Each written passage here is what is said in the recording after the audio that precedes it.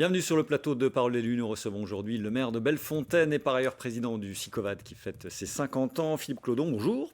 Bonjour. Merci d'avoir accepté notre invitation.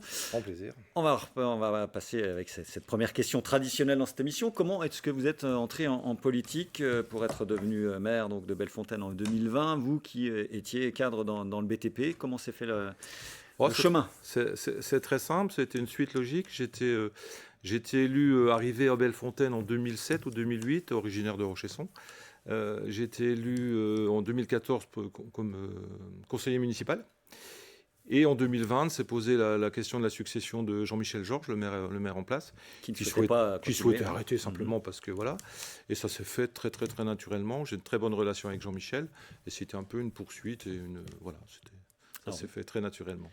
Aujourd'hui, vous avez l'écharpe tricolore, un maire sans étiquette, comme on dit, même si vous êtes de sensibilité divers droite. Oui, on peut dire. Tendance les républicains. Oui, on est plutôt républicain, plutôt une droite sociale, mais avec une valeur très forte que je veux souvent mettre en avant, c'est le travail. Mais pas d'adhésion au parti, pourquoi? Pas d'adhésion au parti. Alors, pour être tout à fait clair, j'étais au parti. Et jusqu'à l'époque, Copé-Filion, je pense que tout le monde s'en rappelle. C'était pas très glorieux et ça a donné un petit peu. Puis après, d'autres activités qui ont fait que... Et aujourd'hui, le fait de voir Éric Ciotti, ça ne doit pas vous donner forcément envie d'y aller non plus? C'est pas la mouvance des Républicains que vous soutenez, a priori? Je crois pas. Alors, il y a eu toute la période Fillon. Moi, je trouve que c'était... Si on met de côté, bien sûr, toutes les affaires politiques, on n'en parle pas et c'est pas le sujet. Je pense que c'est quelqu'un qui aurait pu, voilà, simplement. Qui incarnait cette droite sociale. Exactement. Et je pense que, voilà, ça c'est l'histoire de la politique. Aujourd'hui, je pense qu'il faut... Puis on voit encore actuellement, là, Pradier, ça devient compliqué. Il y a un combat des chefs qui ne sont plus chefs, qui volaient... Enfin, voilà, on y perd un peu, mais c'est au détriment de... Donc ça ne donne pas envie, clairement, d'y retourner. Ça donne pas envie. Alors qu'il y aurait peut-être une volonté de participer. Il y a bien sûr les retraites. Je ne sais pas si vous allez en parler, mais il y a les retraites. Dans un instant. Donc voilà, il y a des vrais sujets d'actualité. L'énergie, etc. Et on aimerait bien peut-être y participer un peu plus. Ouais. Alors, vous m'avez tendu la perche, on y va. Le sujet du moment, évidemment, cette réforme des retraites. Votre analyse à vous, à la fois sur cette réforme, sur la temporalité, est-ce que c'était le bon moment? Et puis sur ce qui se passe aujourd'hui, on est toujours à 7 Français sur 10 qui se disent hostiles dans tous les sondages d'opinion à cette réforme. Alors, j'ai eu la chance de pouvoir bénéficier d'une carrière longue, donc je peux en parler. J'ai pris ma retraite quand j'ai été élu, donc il y a 1 an et demi, à 60 ans, j'ai pris ma retraite. Ce qui est surtout très important, je pense que c'est les années de cotisation. C'est de ça, parce qu'aujourd'hui, très honnêtement, plus personne ne comprend rien. C'est tellement brouillé, c'est tellement diffus le message qu'on ne sait plus de quoi on parle. Bon, c'est 43 années en principe. Il pourrait y avoir quelques personnes à 44 ans, mais... Je pense que la réforme est nécessaire. Tout le monde est d'accord. On est un des seuls pays d'Europe où on est le plus bas en termes d'âge de départ. Donc je pense qu'il y a une évidence, personne ne remet en cause le fait qu'il faille cotiser plus. Par contre... Plus ou plus longtemps? Parce qu'aujourd'hui, c'est quand même plus longtemps, hein, c'est pas plus. Moi, je suis persuadé, alors ça n'engage que moi, peut-être que la retraite aurait pu être financée peut-être en faisant 37 heures au lieu de 35 heures. Peut-être que le travail aurait amené Parce qu'on cherche quoi? On cherche simplement à équilibrer un système. Et on peut équilibrer un système en emportant davantage de cotisations, et c'est ça. Donc je pense qu'avoir 42 ou 43 ans de cotisation, c'est le minimum requis. Et peut-être qu'on aurait pu le financer un peu autrement. Voilà, c'est mon avis personnel. Je pense que la valeur... Une proposition d'ailleurs reprise par le député Stéphane Viry, qui a évoqué ça. Que je partage complètement. Et quand on voit la cacophonie et, excusez-moi du terme, le cirque à l'Assemblée nationale, je remarque aussi l'excellent travail, c'est pas du tout, voilà, de nos parlementaires vosgiens, que sont Christophe Negelen et Stéphane Viry. Et je partage leur opinion et leur idée. Je pense qu'il fallait financer autrement. Il fallait le financer, ça c'est clair. Mais peut-être que se réduire à simplement un âge de départ, c'est trop. Et d'autant plus qu'encore une fois, je vous le dis, aujourd'hui, plus personne ne comprend rien. Il y a eu une telle cacophonie. J'espère que les débats... Il y a encore peut-être un peu de marge de manœuvre. Hein. Aujourd'hui, c'est devant le Sénat et ça va revenir. J'espère que le Sénat va permettre de clarifier un peu et surtout d'apaiser le sujet, quoi. Bon, on n'imagine pas la même cacophonie au Sénat. Ce serait une révolution.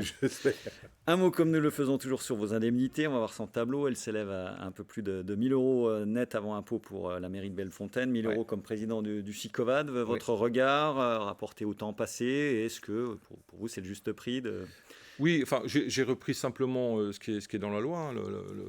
Les indemnités de maire correspondent à la loi. Les indemnités du président du SICOVAD correspondent à ce qui a toujours été en place. Il n'y a pas eu d'augmentation ou de plus-value, donc ça correspond exactement. Et vous savez, une mairie, c'est du plein temps ou presque. Alors, week-end compris, alors c'est pas tout le temps, mais c'est un vrai engagement, c'est des vraies responsabilités. Et le SICOVAD, je passe entre 2 jours et demi et 3 jours par semaine, sans compter quelques réunions le soir. Donc le temps libre est très restreint, hein, on le comprend bien. Pardon ? Le temps libre est très restreint. Oui, mais c'est un choix. On l'assume complètement. Il n'y a pas de.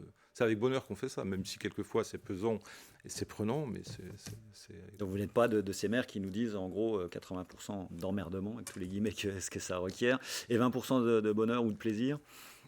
Si, allez, on va dire 50-50, mais je dirais que même dans quelques emmerdements, on y trouve aussi, il y a de l'intérêt parce qu'il y a des questions compliquées, ce qui est difficile quelquefois, c'est les 0,1 ou les 0,2% d'emmerdement dus à quelques personnes qui gâchent un peu tout le reste. Voilà, je sais pas, une route un peu bloquée par quelqu'un, un chemin, etc.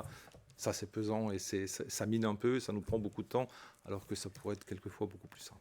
Bellefontaine, donc un petit millier d'habitants. Oui, 997 aux dernières élections. Je pense qu'aujourd'hui, on doit être juste un petit peu au-dessus de 1000 habitants. Donc démographie stable, ce qui est plutôt une bonne nouvelle dans le panorama global vosgien, hein, puisqu'on sait très bien qu'on perd beaucoup d'habitants chez nous. L'immobilier en légère augmentation, ouais. Donc comment vous l'expliquez ? C'est le fait d'être bien placé, peut-être aussi géographiquement. Oui, on n'est pas très loin. On est à 10 minutes d'Ormiremont, on est à 20 minutes d'Épinal. On a un cadre de vie qui est quand même plutôt sympathique. Hein. On est en campagne. On peut proposer, on a quelques logements qui sont plutôt sympathiques. J'ai très peu de vacances, pratiquement pas de vacances. Donc l'immobilier se porte bien, comme un peu partout. On a une vraie demande. Et puis on a un secteur qui est quand même relativement calme et paisible. Essentiellement agricole. Ouais, vous n'avez pas de grosses entreprises sur votre ça, c'est le revers de la médaille. Ouais, ça, c'est sûr. Territoire rural un peu traditionnel. L'objectif principal de votre mandat, c'est la réduction du coût énergétique. Facture électrique a augmenté très sensiblement chez vous, 25 à 80 000 euros, ce que vous nous disiez. C'est ça. La facture énergétique de Bellefontaine, en termes pour l'électricité, chauffage des bâtiments, c'est 25 000 euros par an. Si je m'en tiens au contrat actuel, on va passer à 80 000. Donc x3. Ouais. Qu'est-ce qu'on fait ?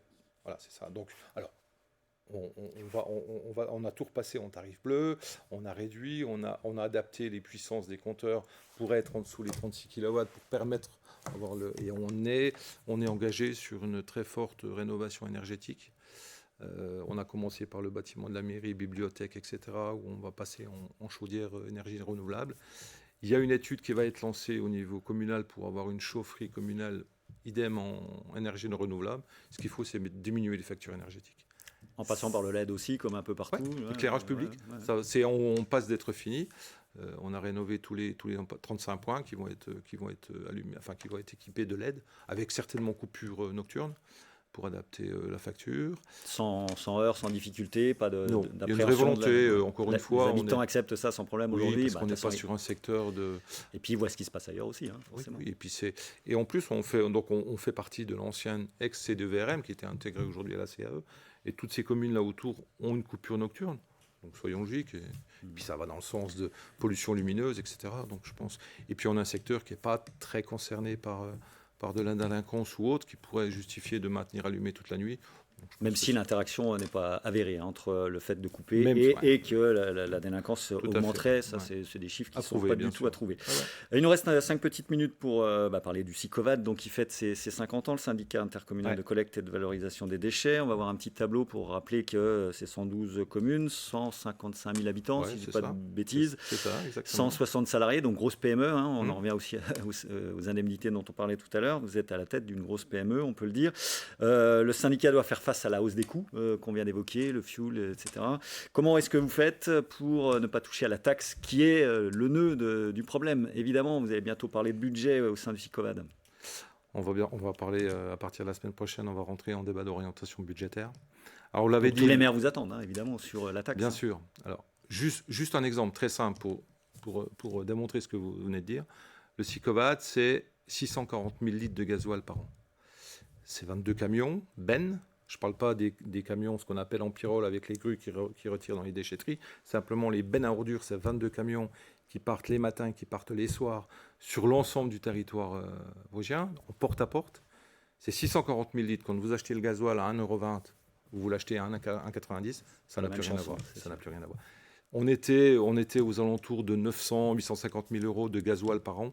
Là, on dépasse allègrement le million d'euros.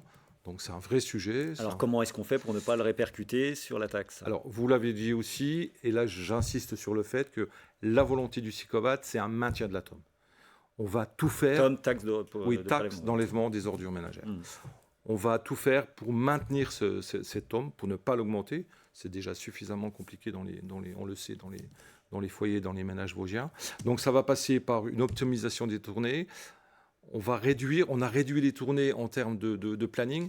On avait par exemple 18 départs le soir et 10 départs le matin. Quand vous avez 18 départs, vous devez avoir 20 ou 22 camions, parce que vous devez avoir la réserve au cas où ça ne parte pas. Seul objectif au SICOVAD, il faut que ça parte. Donc en réduisant et en organisant différemment les tournées, on a un nombre de tournées soir et matin quasi égal, 13 et 12. Donc quand vous avez 13 départs, vous avez besoin de 15. Donc à 16. Service quasi égal, on peut faire des économies. Donc on a réduit les achats de bennes ordures ménagères. Une benne, c'est 250 000 €. Donc voilà. Et puis, donc on la change moins souvent. Exactement. Donc on optimise, on va optimiser le service. Un exemple aussi très concret, en ruralité, le bac d'ordures ménagères n'est pas plein toutes les semaines. Non seulement il n'est pas plein, mais il n'est pas présenté toutes les semaines. Par contre, toutes les semaines, on a un camion qui consomme entre 50 et 60 litres au 100, parce que c'est des camions très spécifiques, qui passe chercher ce bac, qui est soit à moitié, voire au quart plein, soit pas présent. Donc il faut Alors j'ai demandé... Donc redevance incitative, il nous reste un peu plus d'une minute. Je vous en prie, oui. Donc redevance incitative pourrait contribuer à ce qu'on est en train d'expliquer, c'est-à-dire que... Sauf que la redevance incitative, si elle est posez la question, c'est pour ça que je la pose. Si elle n'est pas maîtrisée, elle est dangereuse. Pourquoi? Parce que si vous avez une forte réduction des déchets, et il faut aller vers ça, il faut qu'on continue. Réduction des déchets, c'est environ 3% par an. Si on a une forte réduction des déchets, et que par l'incitatif, vous n'arrivez plus à financer vos frais de fonctionnement, ça ne marche pas. Vous êtes obligé d'avoir une part fixe très élevée, et ça ne veut plus rien dire. Par contre, incorporer dans la TOM une partie incitative, pourquoi pas? Il n'y a pas de sujet tabou. J'ai demandé... Une dose de proportionnelle, comme on dirait en politique. C'est exactement ça. Ouais. Et j'ai demandé donc en 2023, on y est là, une étude par un cabinet spécialisé, Citexia pour ne pas le nommer, qui est très spécialisé dans les déchets, par l'association Amorce, qui va nous faire une étude sur le sujet pour avoir une connaissance parfaite de la partie juridique financière. Avant de prendre toute décision, on verra ça. Exactement. Alors, toute dernière question sur la déchetterie de Razimont. On va rappeler que c'est la plus importante du département, avec 400 visites jour, grosso modo, 7500 tonnes de déchets collectés, 8 millions d'euros sur la table. Allez, présentez-nous, qu'est-ce qui va changer, qu'est-ce qu'on y verra, puisqu'il y a beaucoup de gens qui nous regardent, là, qui y passent à un moment ou à un autre. Très vite. Aujourd'hui, Razimont, c'est du compost, c'est une déchetterie et c'est une zone de transit. La zone de transit, elle est saturée. La zone de transit, c'est tous les matins, nos bennes, ou tous les soirs, nos bennes viennent benner leurs déchets dans cette zone, qui sont repris, mis dans des camions qui partent notamment à l'usine Phoenix à Rambervillers. L'incinération, oui. Ouais. C'est une déchetterie 8 quais. Quand on a l'exemple de la déchetterie de Taon ou de Charmes, avec 18 quais par exemple, ça n'a plus rien à voir, d'autant plus qu'on va avoir des nouvelles filières. C'est surtout aussi un croisement incessant de véhicules légers et de poids lourds, avec un risque permanent en termes de sécurité. Donc cette déchetterie, qui est la première en termes de fréquentation, n'est plus du tout adaptée. Donc vous l'avez dit, c'est 8 millions d'euros, nouvelle zone de transit, nouvelle déchetterie très moderne, avec les nouvelles filières. Donc on la revoit complètement, elle ne fermera pas pendant les travaux? Non. Donc il va y avoir un service dégradé pendant quelques années, parce que la durée de travaux, c'est estimé à 4 ans, donc ça va être 2024-2028, et on va rester en zone occupée, donc ça va être un peu compliqué. Mais c'est le prix à payer pour avoir un service de qualité Et c'est surtout 8 millions d'euros qu'on a beaucoup de mal à financer aujourd'hui. Notre appartenance à un syndicat mixte fait qu'on n'a pas droit de subvention. Et on se bagarre. Donc c'est l'autofinancement. Ouais. Alors on se bagarre, j'ai reçu le département il n'y a pas très longtemps. On voit la région dans 15 jours. Je vais essayer d'interpeller Madame la préfète, parce que je sais qu'elle est très attentive à ce genre de sujet, pour essayer d'aller trouver, bâton de pèlerin, trouver les subventions qui me manquent. C'est noté. Un grand merci à vous, Philippe Clodon, maire de Bellefontaine, président du SICOVAD. Merci d'avoir accepté notre invitation. Avec beaucoup de plaisir. On se retrouvera la semaine prochaine pour un nouvel entretien politique hebdomadaire. Très bonne semaine à toutes et à tous.